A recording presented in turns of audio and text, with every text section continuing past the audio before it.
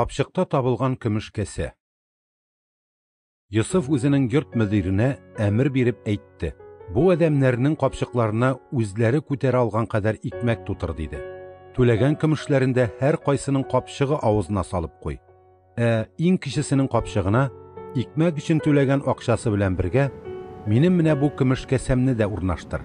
Мөдир үз хуҗасының әмерен җиренә җиткереп үтәде. Иртәгесен яктыргач, кардәшләргә ишәкләрен алып юлга чыгарга рөхсәт ителде. Алар шәһәрдән чыгып җитәр-җитмәс, Йосыф үзенең мөдиренә: "Бар, артларына төш" диде. Куып җитеп аларга әйт: "Ни өчен сез яхшылыкка яманлык белән җавап бирдегез? Хуҗа әфәндемнең шәраб эчә торган, шул ук вакытта фал да ача торган кәсәсен урлап киткәнсез. Бик тә начар эш бу." Мөдир юлчыларны куып җитеп, әлеге сүзләрне кабатлады. Аңа җавап биреп, юлчылар әйттеләр: "Хуҗабыз әфәнде нигә әле безгә шундый сүзләр сөйли?" диделәр. "Юк, без синең кулларың, андый нәрсәне эшли алмыйбыз. Менә капчыкларыбыз авызыннан тапкан көмешне дә без хәнгән җиреннән сиңа алып килдек. Хуҗаң әфәнде өеннән алтын көмеш урлап китәргә без ничек җөрьәт итик? Без кулларыңның берәрсендә урланган нәрсә табылса, аңа үлем булсын. Калганнарыбыз исә хуҗабыз әфәндегә кол булып калыйк."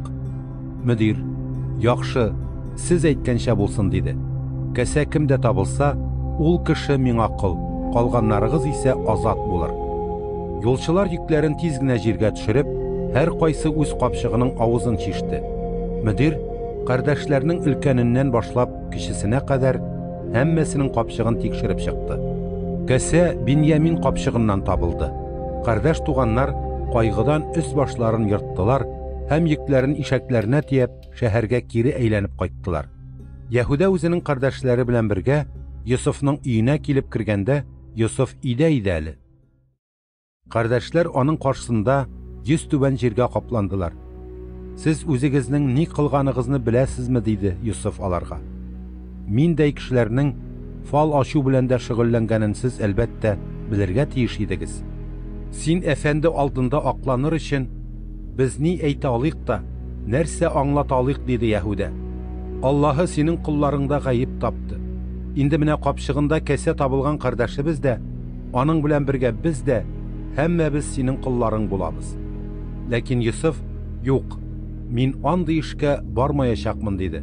"Капчыгында кәсә табылган кеше миндә кол булып калыр, калганнарыгыз исән имин килеш атагыз янына кайтып китәрсез." Яһүдә Йосыфка таба якынрак килеп: "Әфәндем, кулыңа сүз әйтергә рөхсәт ит" диде. "Сүзем өчен кулыңа ачуың кабармасын, чөнки син үзең дә Фиргавындәй кешесең. Син, әфәндем, теге чакны без кулларыңнан атагыз яки тагын берәр кардәшегез бармы дип сорадың. Син әфәндегә без сөйләп бирдек. Карт атабыз белән аның картлык көнендә туган тагын бер угылы, безнең иң кече энебез бар дидек. Кече энебезнең бер анадан туган абыйсы да бар иде, тик ул үлде дә, кече энебез бер үзе калды.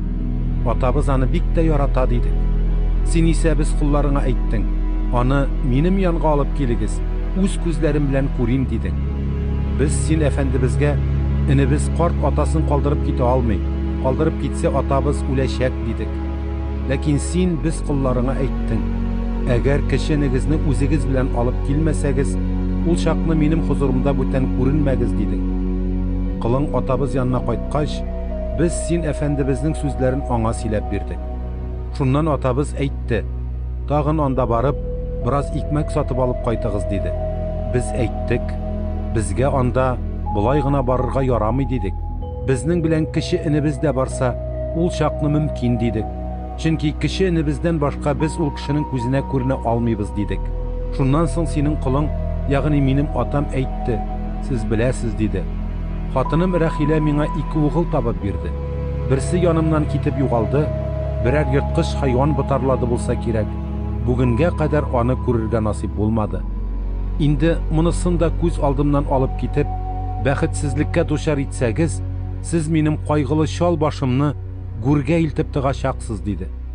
Хәзер синең кылың безнең атабыз янына әйләнеп кайтып, яныбызда кече энебез булмаса, кече угылының жаны белән үз җанын бер күреп яшәгән атабыз Типшик угылының юклыгын абайлап, шундук егылып үләчәк, һәм без шулай итеп атабызның кайгылы чалбашын гүргә илтеп тыккан булабыз.